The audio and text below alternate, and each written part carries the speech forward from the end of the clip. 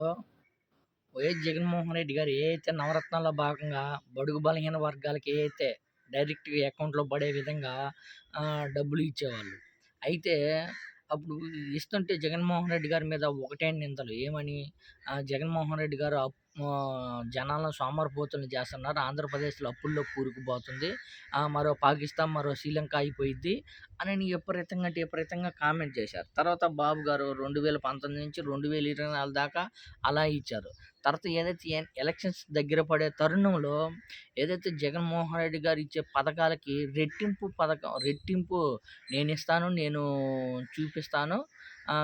ఇవే కాదు, సేమ్ ఇయే పథకాలు కొనసాగించి దానికి డబుల్ రేట్ కట్టిస్తానని బాబు గారు అన్నారు. పైపెచ్చి ఏమన్నారు? సంపద సృష్టిస్తాం, పేదరికం లేని సమాజాన్ని నిర్మిస్తాము అని. సంపద సృష్టించి పేదరికాన్ని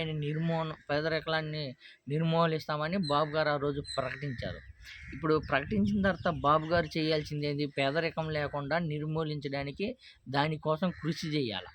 ఏదైతే టీడీపీ ప్రభుత్వం గానీ, జనసేన పార్టీ కూటమి ప్రభుత్వం మొత్తానికి ఆంధ్రప్రదేశ్‌లో పేదరికం లేకుండా నిర్మూలన చేయాలి. కానీ జగన్మోహన్ రెడ్డి గారు గతంలో పేదరికం నిర్మూలన చేయడానికి చాలా అంటే చాలా కష్టపడ్డాడు.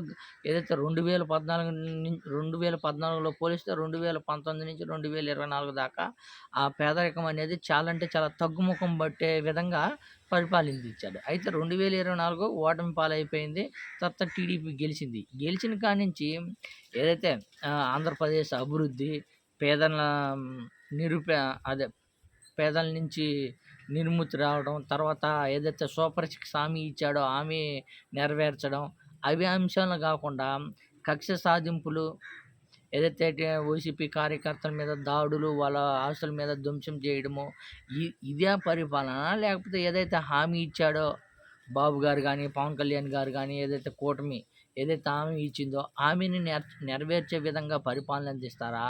లేకపోతే ఈ దాడులు, దౌర్జన్యాలు సృష్టించి రాష్ట్రాన్ని అతలాకుతలం చేసి రాష్ట్రాన్ని అధోగతి పట్టడానికి టీడీపీ ప్రభుత్వం కంకణం కట్టుకుందో మరి చూడాలి. అయితే బాబు గారు ఆ రోజు సంపద సృష్టిస్తాం, మేమొస్తే టీడీపీ ప్రభుత్వం వస్తే సంపద సృష్టిస్తాము.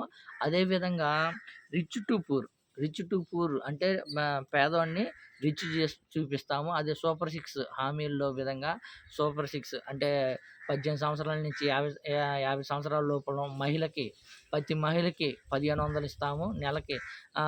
అమ్మ ఒడి కిందగా పిల్లలు ఎంతమంది పిల్లలుంటే అంతమందిని చదివిస్తే సంవత్సరానికి 15,000 లెక్కనిస్తామని ఎన్నెన్నో హామీలు ఇచ్చారు. హామీలు నెరవేర్చరా అనేది పక్కకు పెడితే రాష్ట్రంలో జరుగుతున్న అరాచకం ఒక ఎత్తని చూపించుకోవచ్చు. మొత్తానికి అప్పుడేమన్నాడంటే సంపద సృష్టిస్తాను, పేదరికం లేని సమాజాన్ని నిర్మిస్తాను అని అన్నాడు. ఏది? ప్రజాగళం సభలో.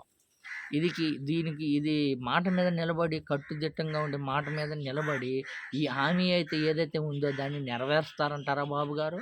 నాకైతే బాబు గారి మాట మీద 100కి 100% నమ్మకం లేదని కనిపిస్తుంది. ఎందుకంటే బాబు గారు ఏదైతే ప్రమాణ స్వీకారం చేయకముందు టీడీపీ గెలిచిన కాడ్నుంచి ఇప్పుడు ప్రమాణ స్వీకారం చేసి ఏదైతే పరిపాలన కొనసాగించారో ఇప్పటికీ ఈ అరాచకాలు ఆగకుండా విధ్వంసాలు సృష్టించారని చెప్పుకోవచ్చు. ఒక సగం సంపద సృష్టిస్తాం, పేదరికం లేని నిర్మిస్తాం అని ఒక బాబు గారు చెబితే, కానీ వాళ్ళ నాయకులు, కార్యకర్తలు ఏదైతే వైసీపీ నాయకులు బడుగు బలహీన వర్గాలు సంపదల్ని కూల్చే విధంగా ఉన్నారే తప్ప మరొకటి లేదు. సంపద సృష్టించేదేమో గానీ